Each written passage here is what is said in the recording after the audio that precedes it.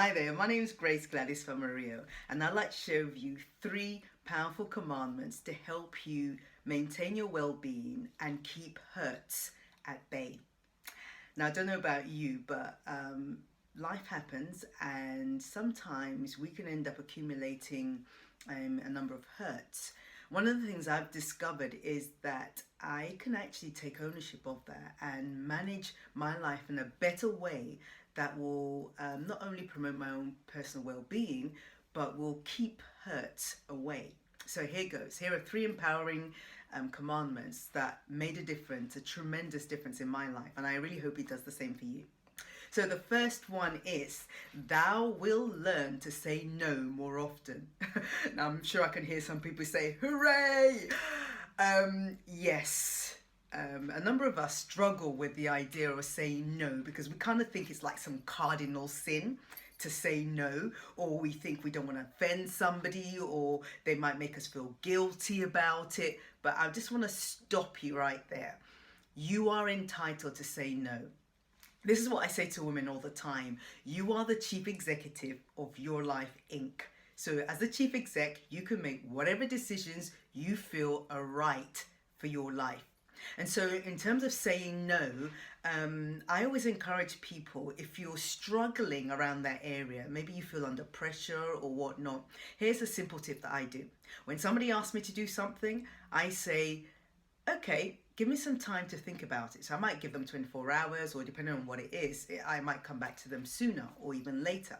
But it gives me the time to think about what the impact of that request will have on me personally, as well as all the other things I'm doing, and my other networks, my community, my family, and so on and so forth. So I don't make a snap decision, but I have time to prayerfully consider the decision I'm about to make. And then I'll go back to them, and it's either a yes or a no, or even something in between. I might be able to do a fraction of what they've asked me, and I'll just leave the rest to them.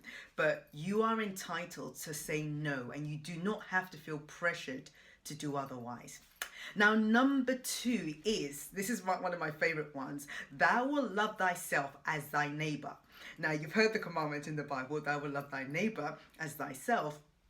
But what tends to happen is some of us get this a bit twisted, right? I call it the Samaritan person gone wrong, whereby we feel we just have to keep pouring and pouring and pouring and pouring out, but never having much to come back in. And so what happens after time is our reservoir levels go right down to, practically nothing. So it's like trying to drive a car with the gas tank empty. It's not really going to go anywhere. So I encourage people, especially natural givers, and I find that a lot of women are in that position. I guess men are the same too. But in terms of the women that I've worked with, I find that as natural caregivers, we tend to pour out, but don't have a system in place to replenish ourselves. So one of the things I've started to do, with myself, and I did this many years ago, is to make sure I have some me time and some time out with some resources available for my own personal needs too. So if I need that massage, if I need a book, if I need to go on a holiday, whatever I need to do, I make sure that there's provision in there, just the same way I have provision to help and support other people as well. It's a no-brainer, and you'll be so much better for it by having that in place for yourself. Now, commandment number 3, the third one, and it is not the least by any chance, is thou must have boundaries around yourself. Now, one of the things I've heard women complain about in the last 20 years that I've been working with women is the fact that they feel, number one, they're betrayed, they're hurt by other people. Other people tend to abuse their time, their money, their resources, and even their bodies. And one of the things I say to women in particular is, you have the authority, the power to make the right decisions, to decide, I am not going to tolerate this anymore. So if you have friends, family, people around you, even, your bosses and whatever, the people who are, for the lack of a better word, and this is how I like to put it, taking the birdies, okay, they're taking liberties, you're going to have to make a decision to say, I'm not going to tolerate this anymore. And one of the ways you can actually do that is actually start off by having a conversation with a person, because sometimes people don't actually realize that that's what they're doing. Just have a conversation with them and say to them, actually, this, what you're doing, your actions, is having a negative impact on me, and I'd rather you stop. Now give them the chance to stop, and if they don't stop, guess what? The onus is on you to do something about it, to make a change, to move away from that situation that's infringing on you and causing an issue with your boundaries. So you're going to need to put that boundary in place and let that person know that if they overstep that mark, there are consequences.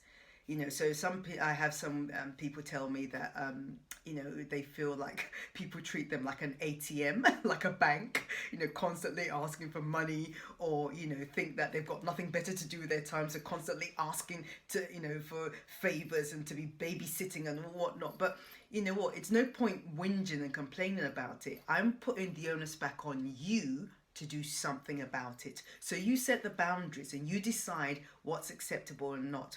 Now, by all means, by all what I've said today, it's nothing to, I'm not promoting selfishness. I'm not promoting anything negative at all, because I believe that we're all here as a community to serve and love one another. But sometimes when we get it skewed or it gets twisted, it has a negative impact. And if you're like myself, how I used to be many years ago, and some of the women I've met along the journey, you struggle, you start to internalize some of these negative things, and they become to fester. They start to fester over time and cause hurts and resentment and unforgiveness. And to be honest, nobody's got time for that. We don't, we deserve better than that. Nobody needs to be harboring any of that on the inside of us. So I encourage you to take ownership and put whatever system you need to put in place to, number one, maintain your well-being, and number two, avoid hurts. So the onus is on you. So you do what's right for you today. And I really hope and pray that those three commandments will make a positive difference in your life. So be free and maintain that.